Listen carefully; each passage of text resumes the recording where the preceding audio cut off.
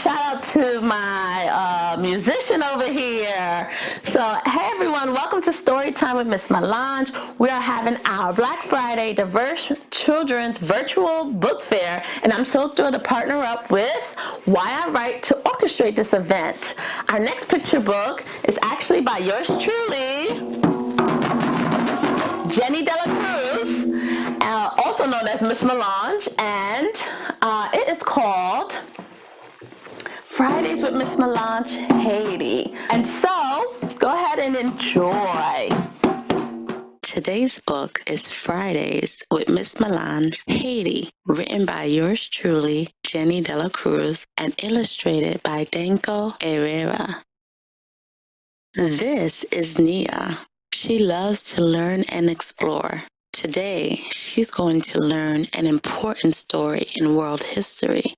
Nia rushed to school because all the sixth graders looked forward to seeing Miss Melange. She teaches history and current events every Friday. On this Friday, Miss Melange had placed a napkin with a cube of sugar and a grape on each desk. I wonder what's going on. Me too. Miss Melange asked, which is sweeter? Leo said, the sugar. Great. Eat the sugar cube first and then the grape, Miss Melange instructed. Leo whined, ew, my grape is sour. I should have eaten breakfast. Miss Melange said, on its own, the grape is sweet, but it tastes sour compared to the sweetness of the sugar. Today, we're going to explore how this analogy relates to the history of Haiti. Does anyone know what an analogy is? Emma asked. Is an analogy like a clever way of comparing two ideas? I use analogies when I write my poetry. Yes, that's right. Now, does anyone know anything about Haiti's past? Haiti was the first free Black republic and the only nation to form after a successful slave revolution, said Jean. Correct. But sadly, it is now one of the most exploited and as a result, poorest countries in the Western world. In our analogy, the sugar represents the successful revolution. Now think about what the grape by itself represents and what the sour taste of the grape after eating the sugar represents. Maybe the grape is freedom?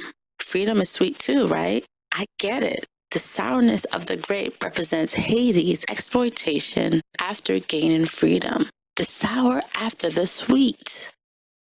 Does anyone know where Haiti is? Miss Melange asked. Jean answered, in the Caribbean. Yes, it's on the western end of the island of Hispaniola.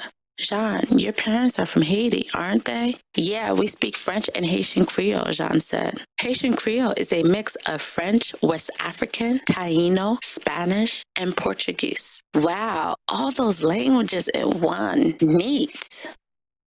Miss Melange said, Christopher Columbus landed on the island in 1492 and named it Hispaniola, or Little Spain. A group of people called the Taino were already living there when Columbus arrived. What? Another land Columbus found? Seems like he's the guy that claimed every country. Yeah, I heard he landed on Puerto Rico, Cuba, and Dominica too.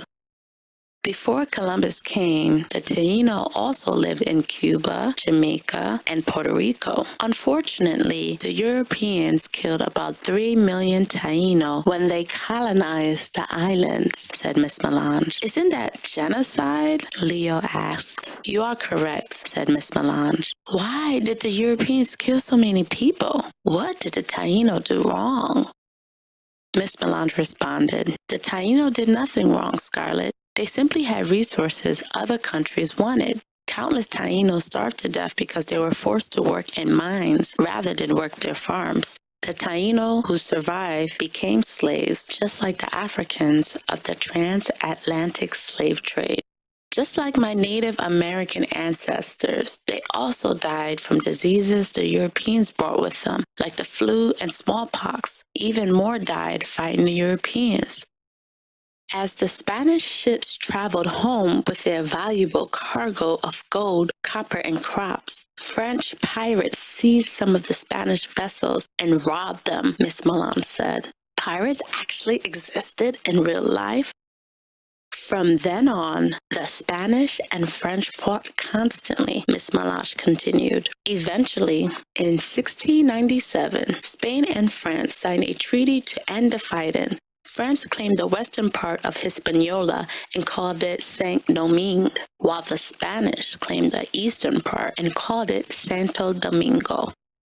Does anyone know what the sad source of France's wealth was then? Asked Miss Melange. Was it slavery? Asked Nia. Correct, Nia. France was active in a transatlantic slave trade. Many African slaves died within 3 years of capture due to the cruel plantation system in Saint-Domingue. Those that died were simply replaced with more Africans. How brutal. That's terrible. But once in a while, a rare few purchased their freedom and became known as free blacks or free people of color. Slavery is so horrible. Why in the world would France do that?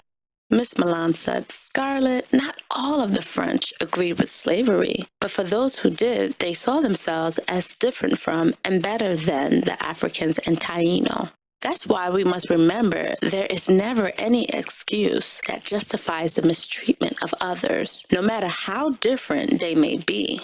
Now, can anyone tell me who Toussaint Louverture was?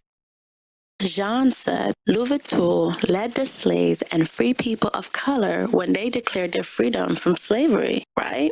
Right, Jean. By 1791, the slaves and free blacks finally felt hope when Toussaint Louverture, a former slave, formed an army in a successful revolution against the French. However, it didn't end well for him, Miss Melange said. Didn't something terrible happen to him? That's right, Jean. In 1802, Napoleon Bonaparte, a French general, tricked and arrested Louverture, who then died in prison. Wow, what did the Haitians do after he died? That's awful. Miss Melange replied, the slaves and free people of color didn't give up. They rose up again under a new leader, Jean-Jacques Dessalines. The army fought against France, Spain, and England for 12 long years. Dessalines finally declared independence on January 1st, 1804, and changed the country's name to Haiti. Haiti was the original Taino name from the island, and it means land of high mountains, explained Miss Melange. How in the world did the slaves and free people of color find the courage to fight for so long? Miss Melange said, that's a great question, Nia. For one, the slaves and the free blacks outnumbered the French on the island. This gave them an advantage.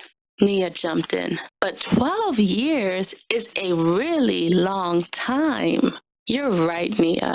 It's about as long as you've all been alive, Miss Melange agreed. But another reason they had the courage to keep fighting was because even though most of them were slaves, they had held on tightly to their African and Taino roots. They remembered who they were so they could unite.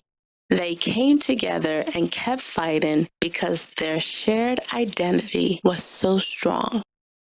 I guess the way we see ourselves and the connection we have to our roots is so powerful, it can get us through anything, even war or revolution. After Haiti became independent, Dessalines wrote the country's first constitution. It was the first in the world to recognize that all people are created equal despite their race. It was revolutionary because it granted freedom to any slave from anywhere in the world that arrived on the shores of Haiti, the teacher explained. Awesome. Finally. I wondered what happened after Haiti became independent. Oh, there's the homework. Just then, the bell rang. Miss Melange said, don't worry, we'll continue part 2 of our lesson next week. I want you to get a head start by researching what happened after Haiti gained its independence. Today, Nia learned that our self-identity and connection to our roots are so powerful, it can impact not only the course of our lives, but also that of generations to come. Thanks for watching. I also wrote a book for younger readers titled Mama, Can I sleep with you tonight? Very good. Helping children cope with the impact of COVID-19. And this book is actually not only available in English, but Spanish and French. So make sure to check it out. And if you want to check out my live interview of what inspired me to write, or who more so, go to the vlog at YouTube. Did I do it? Thanks for watching.